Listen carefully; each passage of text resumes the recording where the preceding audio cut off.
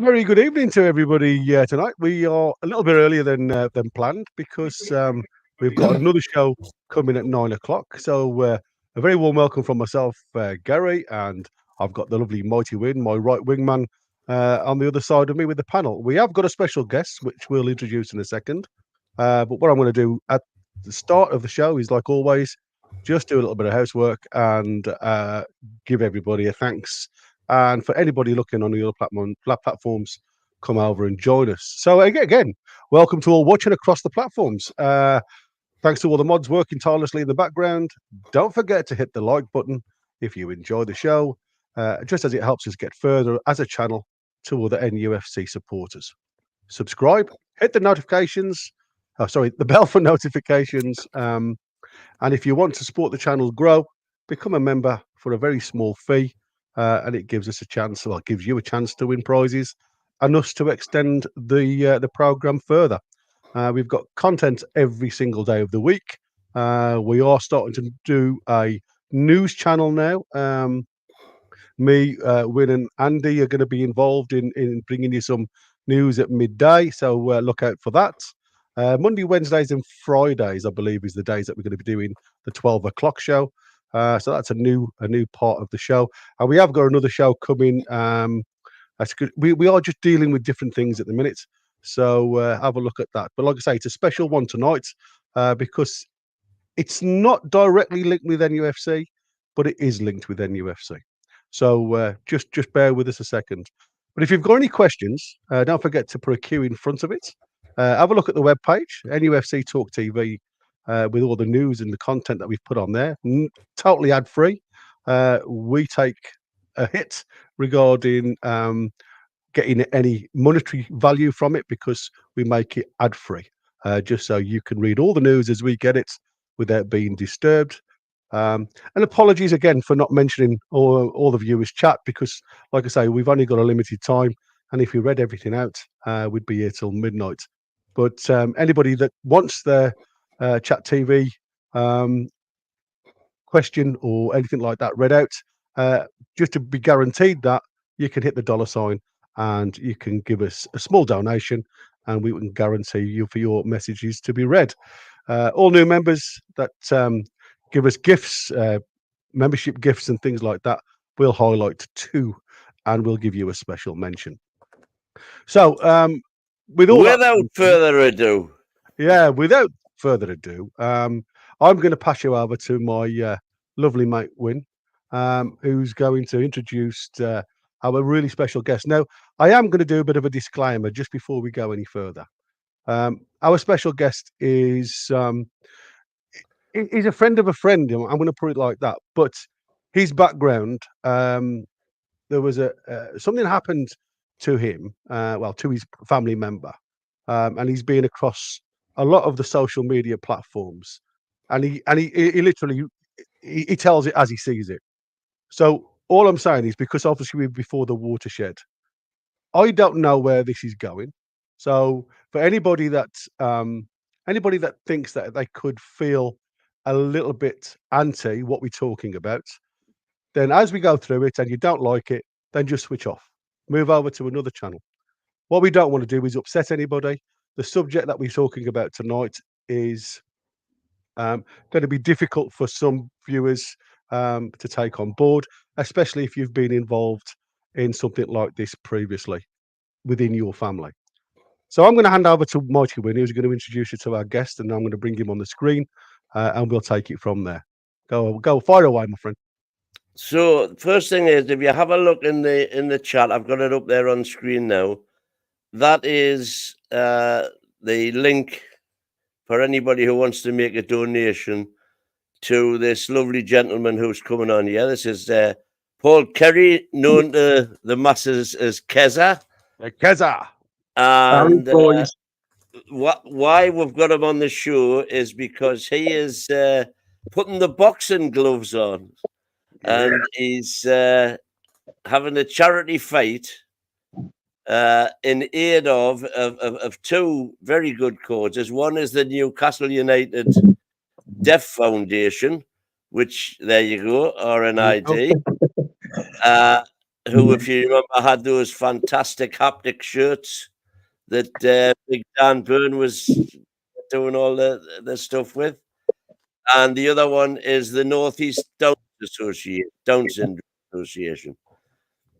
And so, Keza, I think I'm going to hand it over to you now. You can pitch your stuff and let us know exactly what it's all about. Well, if you want to ask us questions, and I'll just fire them off. Whatever you want, use. Well, hopefully we might get some questions in the chat, and then we can pass those straight on to you. Right. Start with your boxing match, then, mate. Start with your charity match, and then we'll go from there. It's against Little Godzilla. He's about he's about this big. So he's calling us out on the Straightener show, and obviously it's one of the lads, Mark Bailey. He sponsors it, and obviously Mickey Terrell and Ginger Bungle, they're the ones who organised it. So instead of using knives and things like that, if you've got a problem with somebody, you go onto the Straightener show and you call each other out. So it's the best way to solve a problem, and there's no other things involved. You know what I mean? So, hang on. Whoa, he had your first question. The Straightener. I've got no idea what the Straightener is. What's that? It's like if you've got a problem with somebody, you get on the Straightener show and Mickey Terrell and social media. Is that social media? It's like a fighting show that's on at the Walker Dome. So they called it the Straightener show, and it's becoming very big. And obviously, our good pal Mickey Terrell, he's now the bare knuckle champion of the world, the heavyweight champion from North Shields. Obviously, Conor McGregor's come on board, and he's done what Dana White's done. He's put money into the BKFC, hasn't he? So he's now got a big part to play. And obviously, like Mick and Bungle and Mark Shaw's getting bigger and bigger now, and a lot of like big names are coming to fight on it. So it's good. Fantastic. So if you've got a problem with somebody, you get it sorted out that way instead of fighting in the streets and using weapons and stuff like that. So it's good, you know what I mean? That's instead of using weapons, because that has a particular resonance with you, doesn't it? Yes, it does. Yes, it does. So, but that's another thing. We'll come on to that one a bit shortly. So because obviously we'll talk about the other stuff first. Because when I start talking about the situation with my nephew, like it'll F us up. Yeah. So. We'll have some good combo first, because when I get into that, it will really upset us. So, do you know what I mean? So we'll talk about the good stuff first. So what made Keza? Sorry, buddy, for jumping in. What made? I mean, I know there was obviously a tragedy within the family, right? Yeah. But you were in the boxing trade before that, right? Yeah, I started it when I was in the army. I was doing the training when I was 19 years old in the army, and then when I was like, when I came out, I was living at my mum's at East Harford, so I was cycling to Blythe and running to Blythe every night for boxing when I was like 20 years old. Then I had my first fight at High Pit in 2000. And then I done the amateur for 8 years. Then I done the unlicensed fighting for 8 years. All right. So what weight do you fight at? Well, obviously, I'm a bit of a fat boss now, so I'm like 70. I'm 76 kilo, but I used to fight at. Pardon me. I used to fight at 68 and 69 kilo. Yeah. God, what crikey? What, a couple of kilos and you're a fat bastard? That puts me out of business straight away. Yeah, I've get myself training now. I've got me. Oh my God! Look at that! Jesus. Yeah, where's the dog? I've took some before pictures and some after pictures the last few weeks. So I'm just going to show the progress. But upstairs there mentally, it's helped us getting back into training as well. So little shout out to Godzilla. Thank you very much for doing it. But we're going to have a nice friendly little exhibition and raise some money for charity. That's what it's all about. And the thing with that, when I used to fight as well, boys, a lot of people used to say, Paul, when's there another show coming on? I've missed the nights out. Because everybody used to like to get together. Do you know what I mean? And they'd be rough for days like, Paul, I've lost 2 days' pay because of you, because I've had to take time off work. Well, that wasn't my choice to stick the bottle of vodka down your neck or your 20 cans of beer or whatever. Do you know what I mean? There again, the link to the charities are in the chat there. You'll be able to go back and have a look yourselves. You can also find them throughout the chat. You can find them on the WhatsApp forum, the NUFC Talk TV WhatsApp forum. They're on there. and we're going to stick it on the website as well with an article to accompany it. So just going on from what, so when you said he called you out, is this a grudge match then, or is it? No, just it's not. It's not a grudge match. They've told him to do that video because they know how many tickets I'll sell. The little ginger horse wipe. That's why he's done that. Like, yeah, do the video. Because Ryan messages, he goes, yeah, Keza, Bungle's calling you a pussy in all the group chats. I was like, you ginger bastard. And then I said to Sarah, I goes, you know what? I bet you me life on it. There's a little video comes out that the tag is in the video on Facebook, but I just started using social media again, like the Facebook, in January or February this year, because I kept off for a couple of years, because obviously I was finding myself getting drawn into people's negativity and stuff like that. So I kept off it for a few years, and it worked wonders. And obviously came back on it. Not that like I didn't use it much, but if I do, I go in for my rants, just to like the usual crap of like Keza, because people like, Paul, I've missed your live videos, I've missed this, I've missed that. So it's good to be back on and have a bit banter with people again. Do you know what I mean? But so the video came out, so I couldn't decline it. So I said, listen, Aaron, we'll have a friendly little move around. So I told him to get his horse into gear, and he's obviously a lot younger than me, but I can't train like what I used to, but I've still got the fire there. The fire's there, and I'm like still doing me training and stuff like that, still pushing myself a little bit. But obviously when you're 44, it's a little bit harder. And when does all this take place? It's on the 10th of August, and it's at the Walker Dome at Walker. Everybody knows the Lightfoot Dome. Everybody knows that, I suppose, who's in the area anyway. So 10th of August, what night is that? What night is that? Saturday. So it's a Saturday, the 10th of August. Yeah. And what, 7 o'clock-ish or something, 8 o'clock? I'd probably be maybe start a bit earlier than that, I'm assuming, like. I tell you what. 6, 7-ish probably. Oh, is it going to be like a card on, is there? Yeah, there'll be like a load of set cards on for the fights. All right, so it's not like a one-off. It's no, there's a load of fights on. So is all this?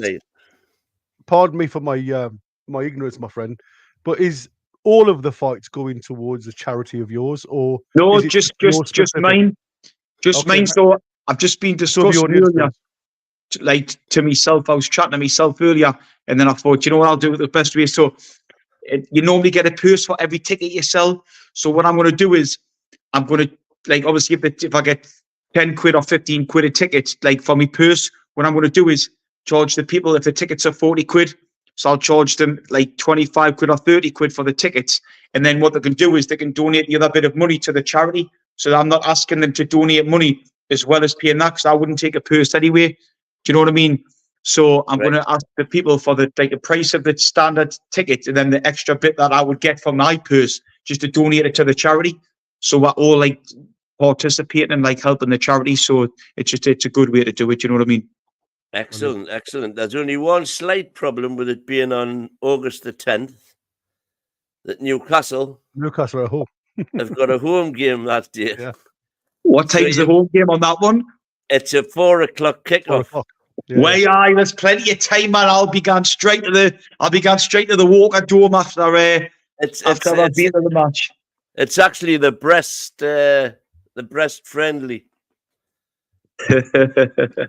So, but anyway, you've got the 10th of August, Saturday, 10th of August. 10th of August, boy. The Lightfoot.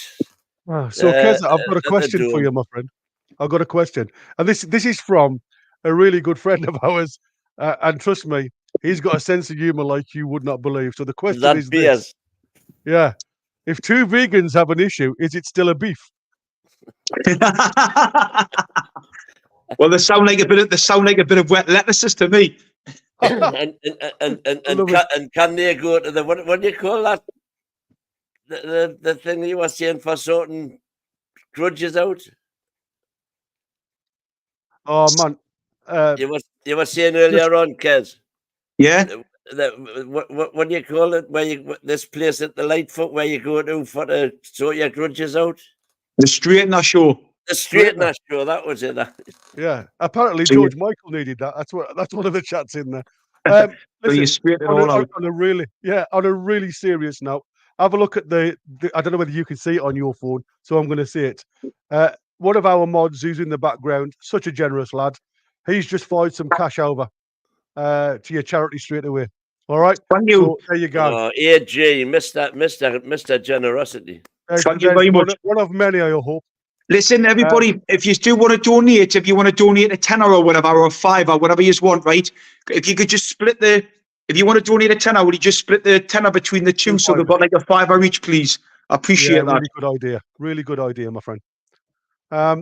So I think what we need to do, because I think we need to get some background on where all this started. I know your boxing history now, because anybody in the military, that's part of your growing up, isn't it? You know what I mean? Well, you don't have bridges, you just have boxing. I was never ever a fighter. I was always like just a little mouthy shit when I was younger, just dead cheeky and that. You know what I mean? I was a worky ticket at school, and if I was cheeking to me mother, whack, I would get it across the lug, and then I would get one off the neighbour as well for being cheeky to me mother. And like, do you know what I mean? It didn't do me no harm getting a good wallop across the lug or the backside with the slipper or the belt. But that's what a lot of kids need now, to be fair. Do you know what I mean? The way that it's going. But I started boxing in the army just because like there was a big Scottish guy. He was a proper wanker. This big Scottish ex-para. He was a PTI. He was a proper prick and he was a proper bully. And I hated him. And obviously, like, he used to just grief everybody.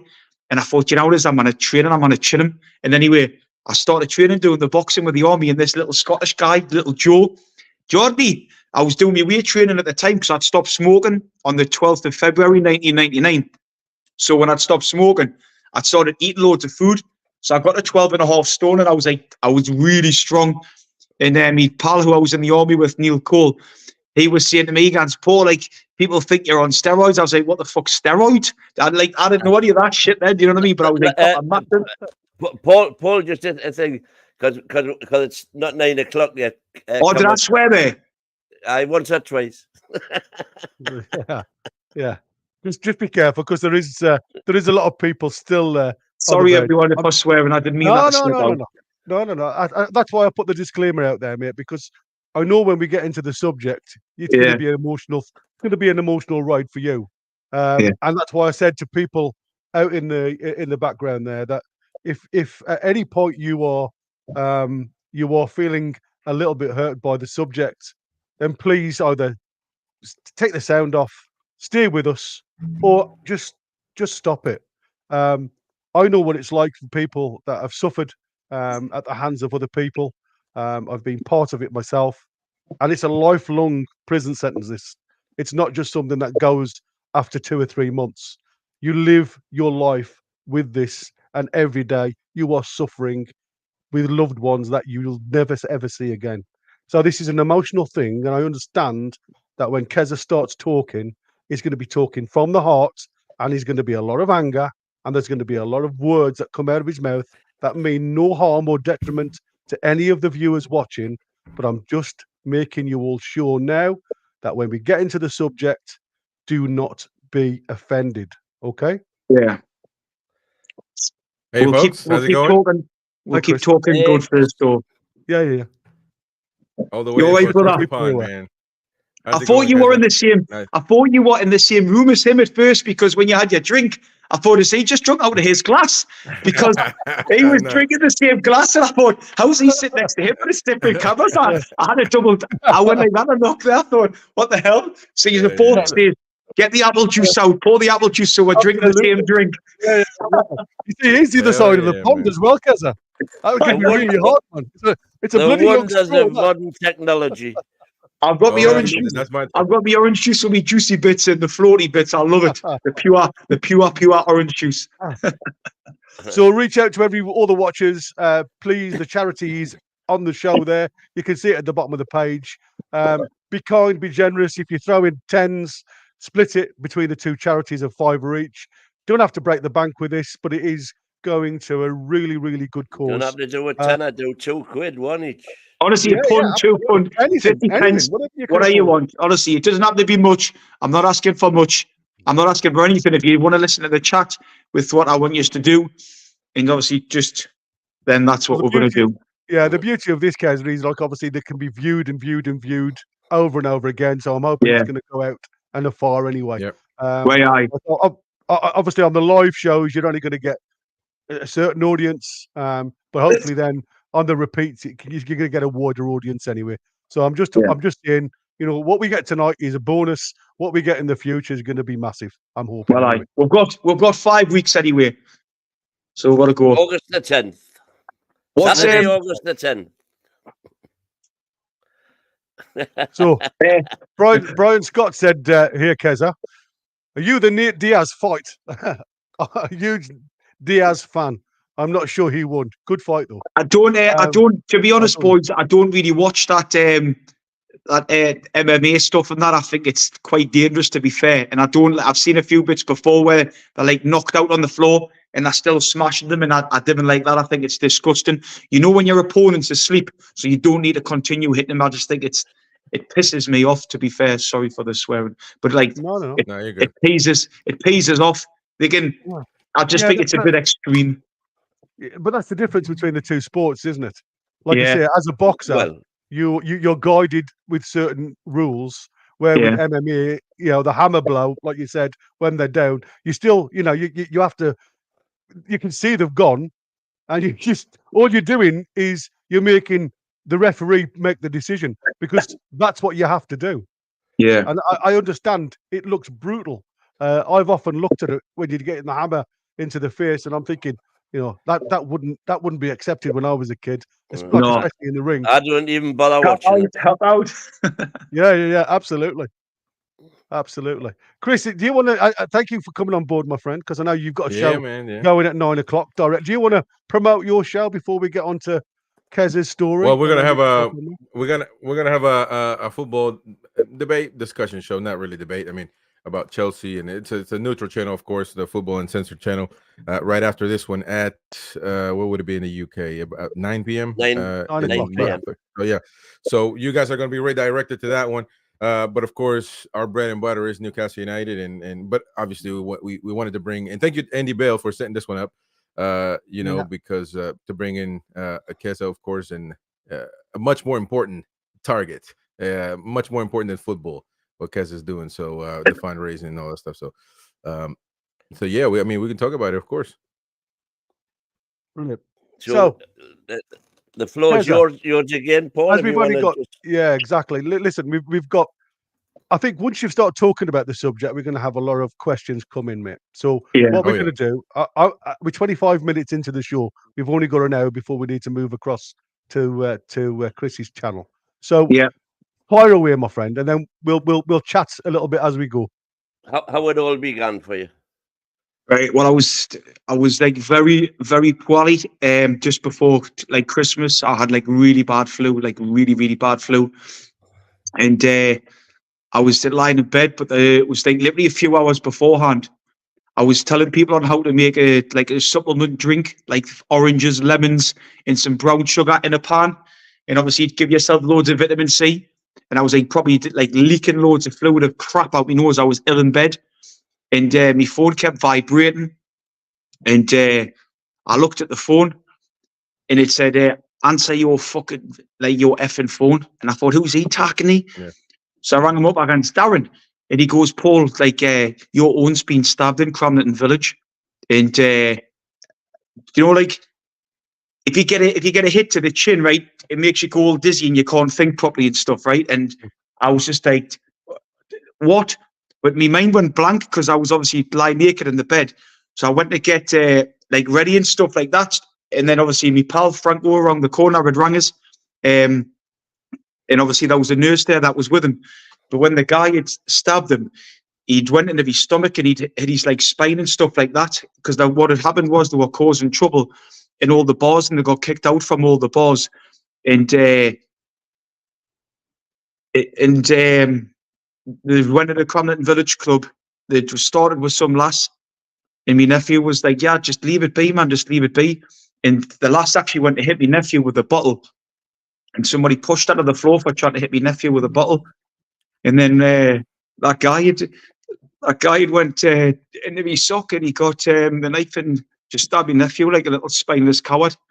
had left in a taxi and that, and they got dropped off like literally a mile and a half from where I now live. And they went to some girl's house, and obviously the girl had like disabilities massively and stuff upstairs. And they were like bragging, "Oh, I've just done this to this kid at Cramnet," and that. Lo and behold, it was my nephew. Biggest mistake of your life, the little scumbag. But anyway, never mind. And then like me friend Franco had come to get us, but like I couldn't think properly, and obviously I was trying to find me boxers like in the drawer and that, but I literally I could do. It was like the initial shock. I didn't know what was like. I couldn't register in my brain properly what had happened. Do you know what I mean? And then I could hear the ambulance coming, and I was like shaking on the phone to like Franco was saying I could hear the ambulance. He was going, "Paul, it's okay, my friend's with her, with him. She's a nurse." And then literally he picked us up, and we went to the hospital. But my brother had picked up Rachel, my sister-in-law, and they went to the hospital. And we got there, and as we were pulling up, like I looked at my brother was ringing us, and I am like I'm really hot, like I'm struggling here to like. I was going to say, are you okay talking about this? Yeah. I'm okay. And then what happened was, like, I looked across and Keith was saying that they're resuscitating him now, and obviously it was at that point now where like the woman, when she come through and stuff like that, after she says like I've tried everything I can, she goes, "Oh, I had his heart massaging my heart in my hands," and you know when. It's like you get back. It was like the walls were crumbling in on top of you, and that it was just like the most horriblest experience ever you could even think of. And this was an adult man carrying a knife on Christmas Day. Do you know what I mean? Christmas Eve. So my nephew was stabbed on Christmas Eve, and he died on Christmas Day. And honestly, it was absolutely insane. Like just trying like to get in your head. And I don't know.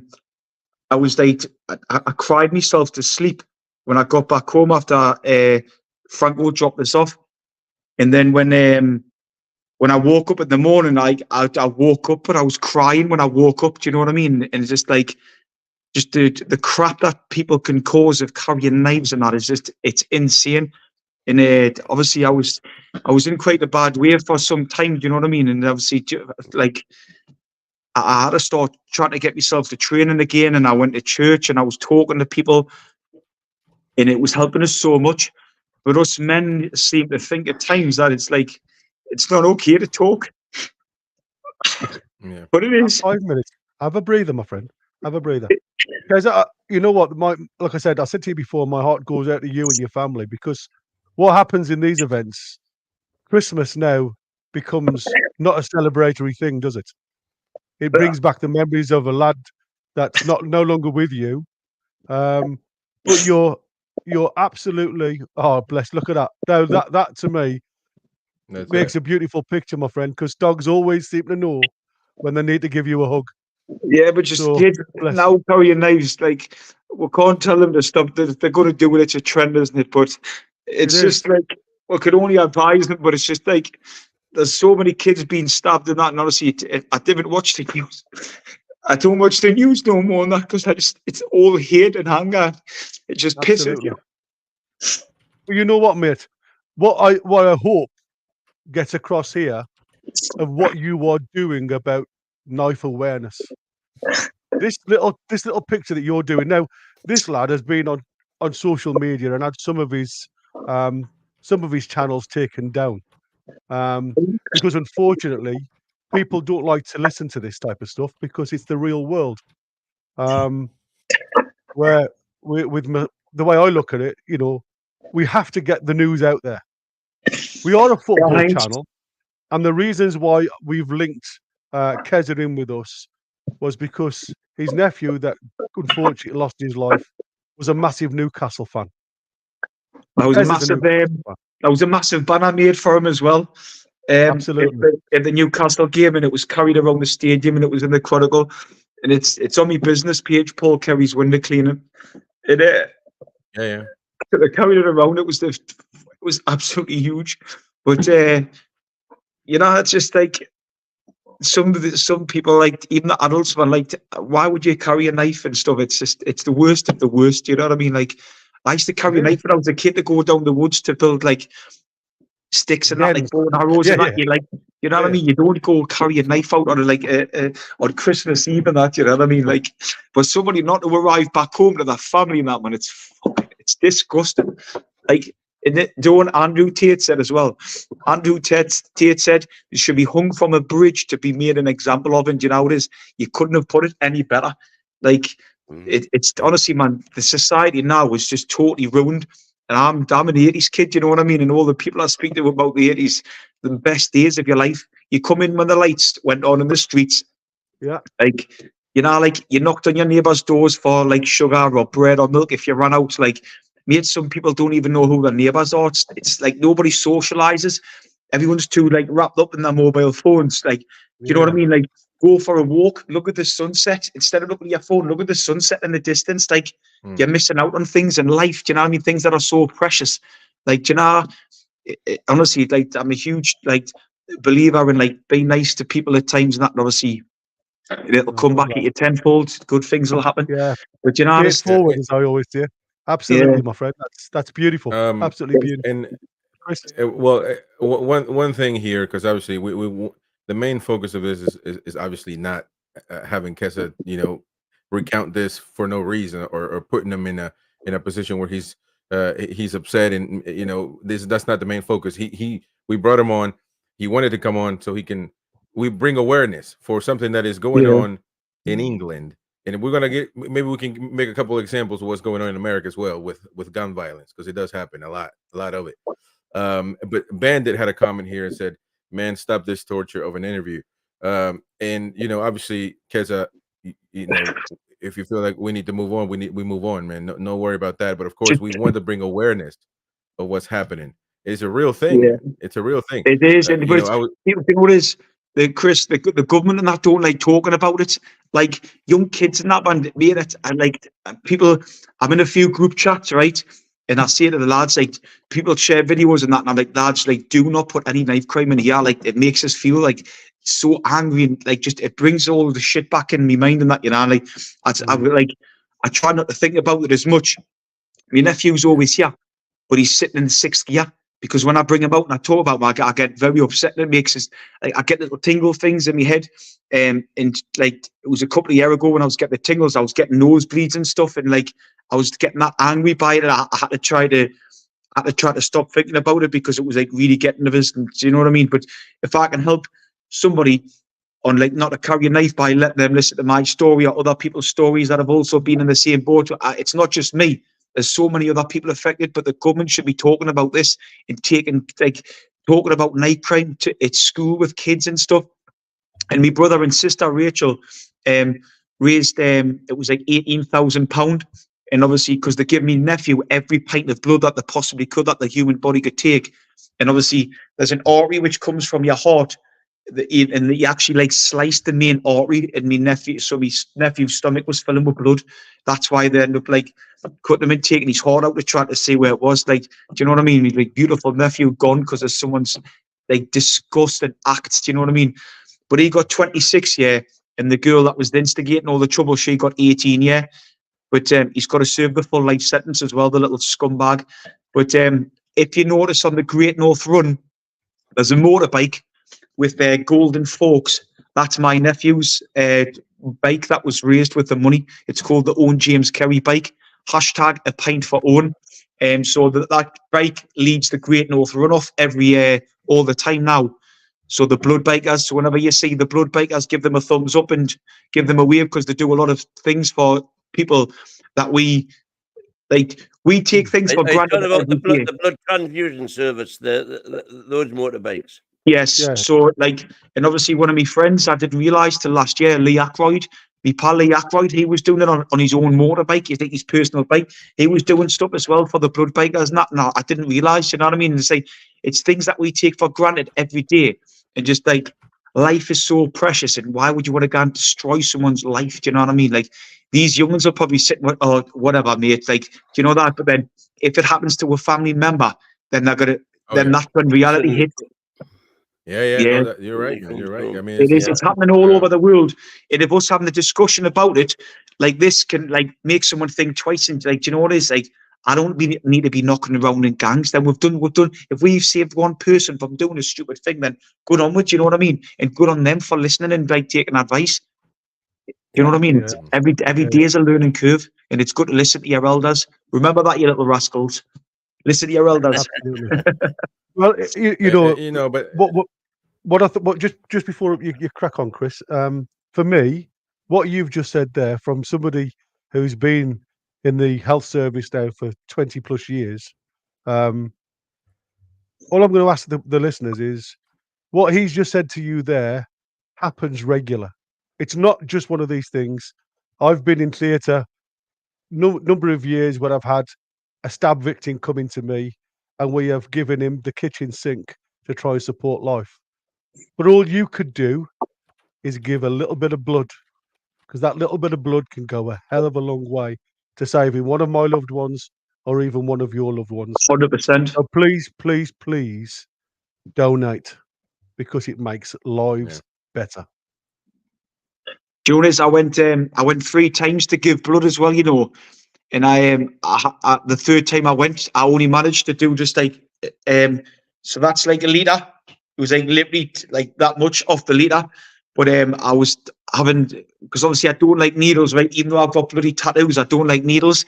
My mum had to come and see us on the third one, because I had to stay there for an hour. I had to give us biscuits and teas, and she was like, "Paul, listen, we know what you're doing it for. Please, like, don't give any more blood," because I was making myself like ill. And it was like, you know, I had to put the bed. I had to put us like lay us down on the bed, and I was proper ill. Then, like, when I come round a bit, my mum was there holding my hand. I was going, "What you digging?" She goes, "Oh, the cotton that is," because I have a vasovagal. Yeah, it's called a vasovagal. Yeah, we get it all the time. You know, as daft it looks, I'm going to make a little bit of a humorous point over something that's really serious. But obviously, when I used to go and spend a few nights over in maternity with ladies, bless them, that giving birth, I used to have to look after the dads more than I did the mums giving birth. Trust me, because there was a lot of men that used to lay on the back for most of it. Yeah. But listen, not taking anything away from what you've just said there, and I know there's going to be a lot of people that are going to be affected by this story. And like I said, unless you've been involved in it, now, nothing like Kez in a way, but I've lost a friend to knife crime. Not a close friend, but somebody that was in our fraternity, in our group.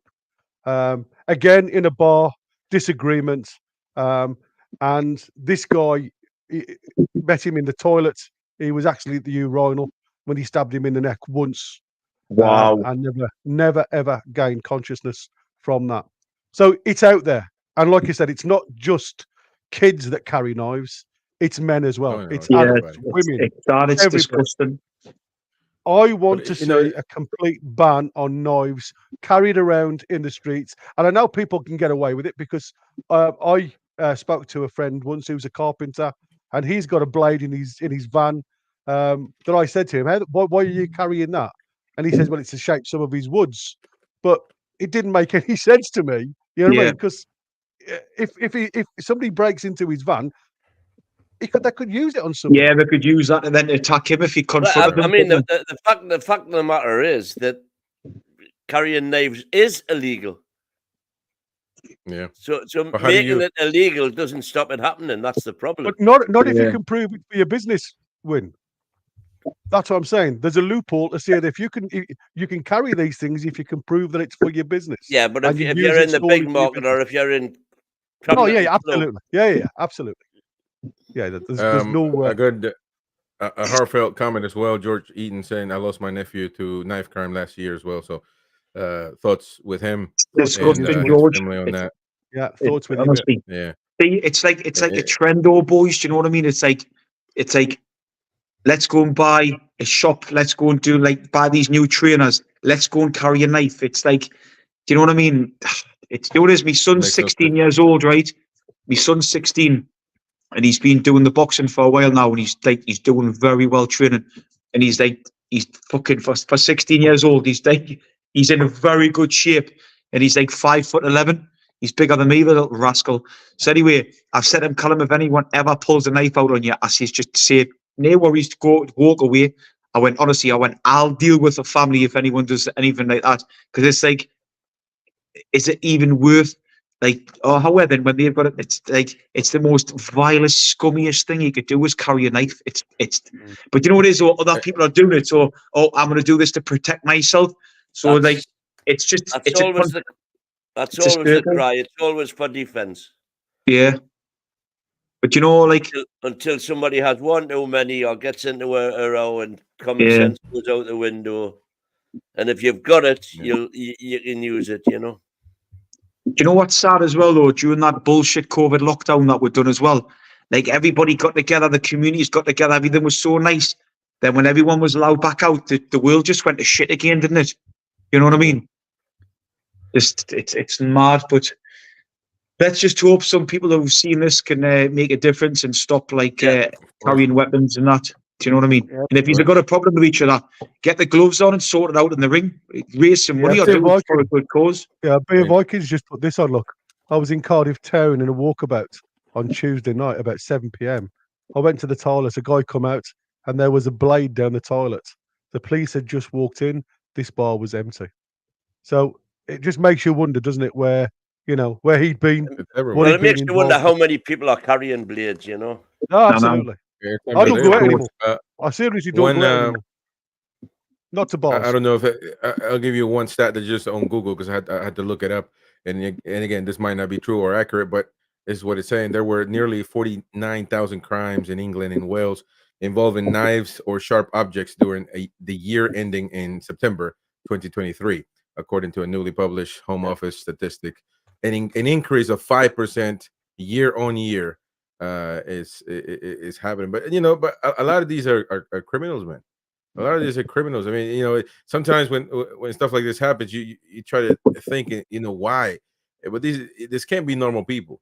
Look, in America, we have gun violence. We have a lot of guns, and that's our problem now. It's the gun issue. You guys had I actually watch a lot of shows and stuff from the UK, and they get into debates why America has a lot of guns and the gun violence that we have. But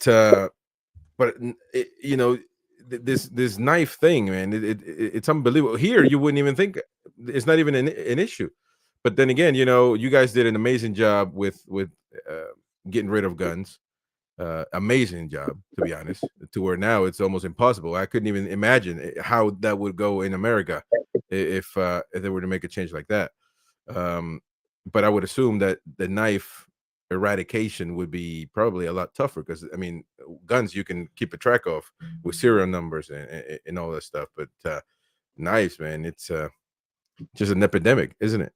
It's because obviously just even for cooking and stuff like that, Chris, they could easily just even the stuff that, do you know what I mean? It's like it's crap. It's proper crap. But let's just hope that the biggest investment. The biggest investment needs to be educating people. Yeah, that's the thing. Do you know as well, Chris? Right? Yeah. Do you know when we were kids, like we used to get the council come in at the estate, right?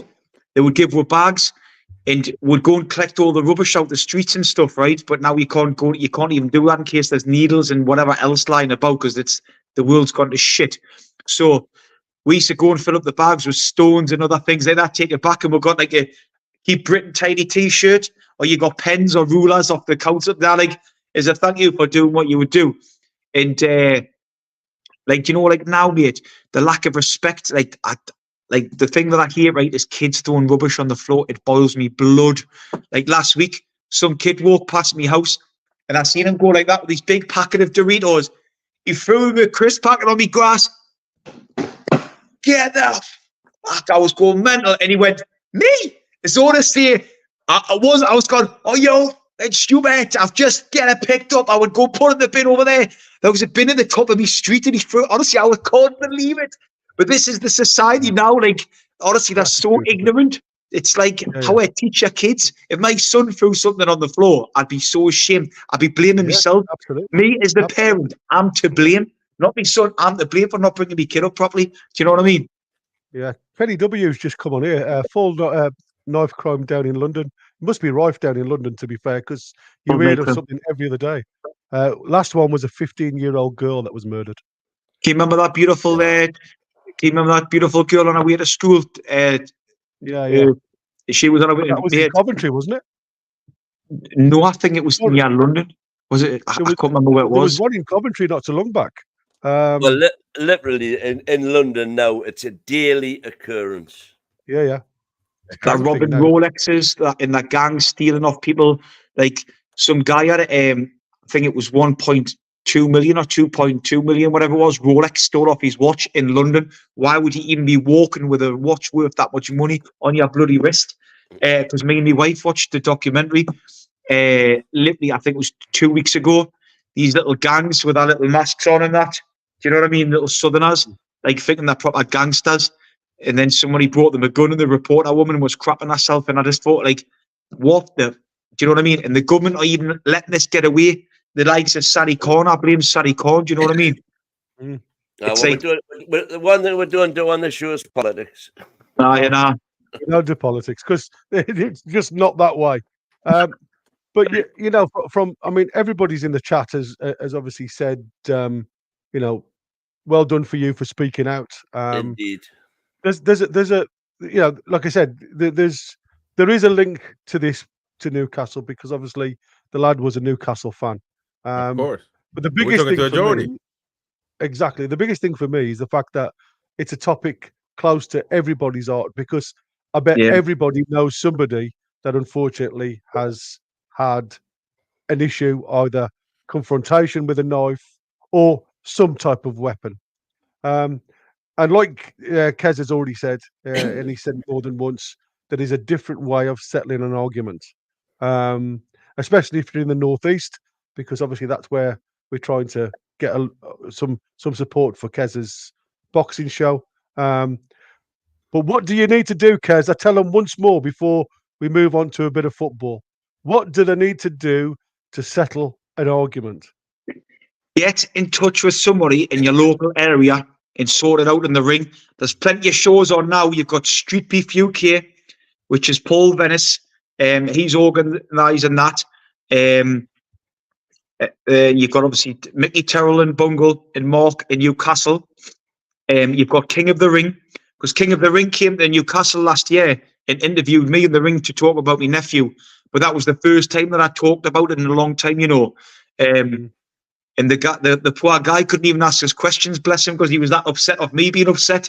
He couldn't ask us the question. So, but I wanted to stop the interview because I couldn't get my words out. And they were, no, like, keep going. This is what people need to see. And obviously, I put that on the TikTok video I had. But I've also got a video which I done on Christmas morning when I was angry and upset. And obviously, like, millions of people had seen that. And that's when I had private messages of people saying that they'll never carry a knife again, and that after they seen how, like, powerful and how much it hurt people and stuff. So just, which is brilliant, of course. Yeah. So just got to. What was your question again? Do you want to talk about it? My mind goes blank. This is what the problems are. No, listen. When emotions run wild, mate, your adrenaline glands open up, and it just goes to sludge, doesn't it? What did you ask us again? I just wanted you to tell everybody what they can do, especially in the northeast. Oh yes, if you have a beef with somebody, what can you do to sort it out? When I go off on one and talk about that, my mind goes to mush. Yes, so if you've got a problem with somebody, sort it out and get in the ring. Don't go do things in the streets and, like, do you know what I mean? Just don't do it. But there's a better way. Yeah, there's a better way to solve your problems. One thing I tell everybody, because I always say, we have been in the military, of course, defense. I tell people this: as crazy as you are, as big and as strong as you are, as you can be.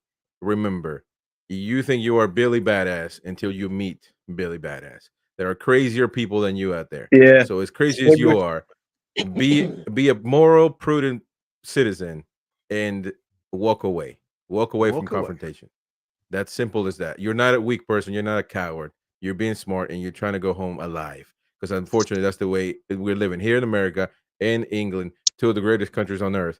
We don't think about it too much because we live there. We live in those countries. But trust me, just walk away. Simple as that. Get away from confrontation. Anyways, I guess Keza, we gotta talk a little bit of Tune, man. I know you're keeping an eye on the Tune. Are we gonna sign Mbappe? Well, he's already going to Real Madrid, so I guess we're he's gonna gone. sign him. Yeah, man, he couldn't even tie any of our players' shoelaces. Oh, dear. Yeah. So, give us your thoughts on what's happened over the last 7 days, Keza. Listen, this is the thing what I said to Andy as well. I haven't been keeping up a check on anything with what's going on with the Tune. I know that we've got the Lewis Hall for 28 million. Yeah. Yep. 32 when you look at the 4 million for the loan deal. Is it? Yeah. You're right. Yeah, you're right. Yeah. We've got a couple in as well. I haven't even checked the fixtures or nothing, and I know our first game Southampton in Bournemouth away. I've not checked on anything. I've been doing my courses for my offshore courses the last few months. Take me son to boxing. I've been getting back. I've kept up. I haven't been on any media to check up what's going on. I actually said this to Andy the other day. I don't even know who we've bought apart from Lewis Hall. Let me ask you this. I'll give you some breaking. Go on.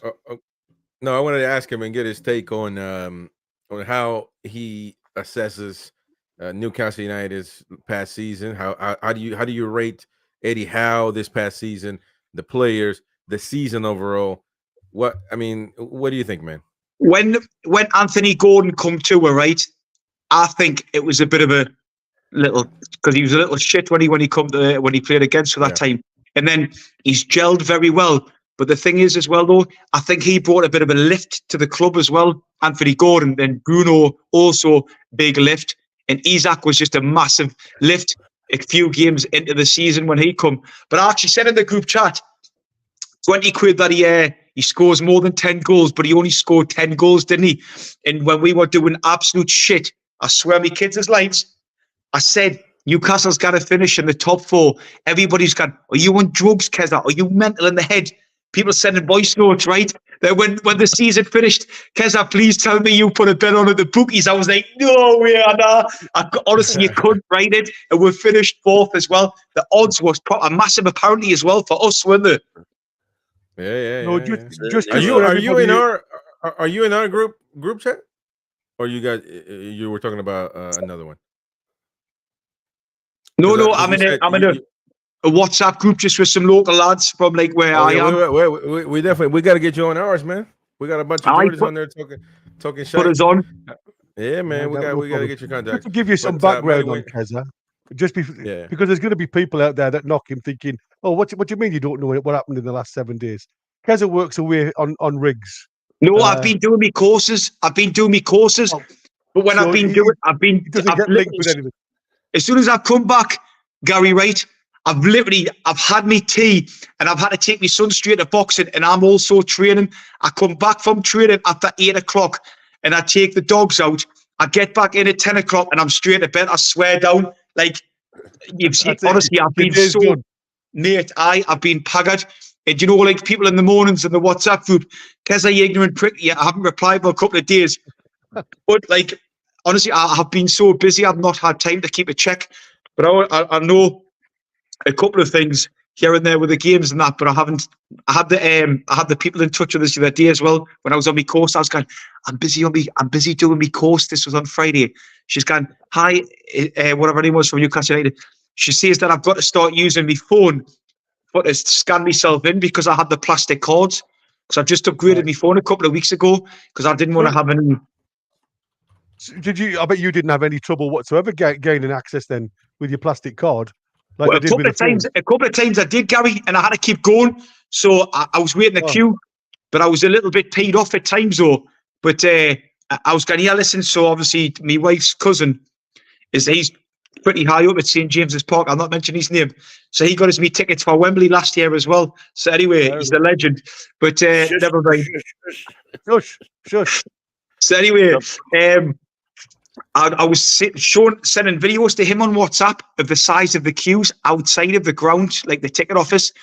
And obviously he showed them to the owners and stuff and goes, oh, listen, this is me cousin's husband, showing the videos. and they were saying, "Oh, he's a little bit angry." I was going, "Look at that." The size of the kid, this is a joke. Yeah, I was raging because obviously I had to wait like 20 minutes, and I was always like 10 and 15 minutes late to the game when my card played up. But loads of people were in the same boat. But the woman was giving us a lecture the other day, saying, "Oh, you need to start using some sort of device." I go, "Well, I'm not going to pay to upgrade my phone to satisfy you, even though I have. It's not the point. But I like the plastic card better. Do you know what I mean? It's like it's easier." So did everybody. Absolutely. Because when you've got problems with it. Absolutely. So listen, Mighty we Win, did you are have some news? Yeah, well, just that it's breaking. There's your new away strips apparently. How much are they? 200 quid each. Well, it'll be 100 each, won't it? But I love the old rugby top again. That's superb. Yeah, that's my favourite. That. But anyway, we need to get off now. It's yeah. It's Win, that time. before you take Win, just before you take that off. You got 4 minutes left. That's fine. I was told that the rugby top with the stripes was the third strip, but it's not, is it? It's going to be our second strip. Oh well, it used to be our second strip, but they might want the green one. They might want the green one for it. The green and white one. I do like that one though. I must admit. I like them both with the old badge. With the old badge, I think it's lush. Yeah. But, now listen, just before we finish with Kez's story. Listen, we know that it's there's a lot of chat that's been put on there, and you saw how emotional Keza got. We didn't put everything on the screen, and we didn't mention a lot. We know there's a lot of people that's got involved in stuff like this, but as you saw, the emotion is real, and I just didn't want to keep, obviously, putting salt in that wound that's going to be there for the rest of his life. So apologies that if I didn't put it on the screen or we didn't mention it, but there has to be a little bit of relevance, to he's put the subject out there. Let's stop this bloody knife crime. Let's be men. Pass the word on, because at the end of the day, it takes lives. And I've spent the last 20 odd years trying to bloody save them. And from my point of view, you have my full backing, my friend. Full backing. Yeah. So Saturday, August the 10th, Lightfoot Centre. See Keza in action. Walker Dome, man. Walker Dome. Walker. That's the Lightfoot Centre, man. Oh, is it? Oh. I didn't know. I just thought it was called the Walker Dome. Lightfoot Centre. The Walker, known colloquially as the Walker Dome, but it's officially the Lightfoot Centre. I'm from Crumlin, I'm duzzy. But listen, I just want to say, lads, thank you for having us on here. And just like, listen, the RNID for the deaf children and Down syndrome and anybody who's donated, thank you so much. It means a lot. It's just obviously we're going to help other kids, and that's what's imperative, that we help the young people who need it, who can't do as much as what we can do as adults. So if we can help the kids of today, we're playing our part. Thank you so much for having us on, boys. Thank you, bro. And everybody in the chat. Now listen, don't let this be the last one. You're a Newcastle lad, you're a Newcastle fan. Come and talk football next time. I will 100%. I will. Right. You take care, Keza. See you, folks. Brilliant. There we go. All right. See me on the Football Uncensored show right now. Yep. You guys end it, because I can't. Okay, I'm going.